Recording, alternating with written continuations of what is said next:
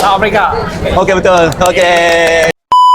Demam World Cup dah sampai. Kalau korang cari spot makan sedap dan lepak-lepak kat Kota Damansara sambil tengok bola, korang boleh makan kat sini. Harimau nasi lemak belau. Kat sini ada macam-macam menu. Sempena World Cup ni, aku order set World Cup special. Dalam set ni, korang dapat ice lemon tea tower. Boleh minum 4 hingga 5 orang. Mango sauce fried chicken chop. Yang ni sos dia special weh. Sedap. And snack chachos bag with cheesy buttermilk fried chicken. Oh, yang ni memang ngam untuk snack. Nasi lemak dia pun sedap Aku try nasi lemak ayam berempah. Siap ada sate lagi.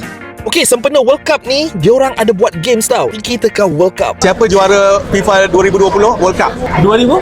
2010 World Cup. Spain. Okey, betul. Okey. Kalau korang dapat jawab 4 soalan dengan betul, korang dapat voucher makan RM20 weh. 5 soalan betul, korang dapat free chachos bag with cheesy buttermilk fried chicken ni. Jawab 6 soalan dengan betul, korang dapat voucher makan RM60 untuk next purchase korang. So, kalau korang nak lepak makan sambil tengok bola, sini memang aku recommend. Macam-macam menu ada. And jangan risau, harimau nasi lemak ni dah diiktiraf halal JAKIM. So guys, share video ni kat geng kaki bola korang and lepak sini. Dan follow aku untuk konten-konten padu lagi. Let's go.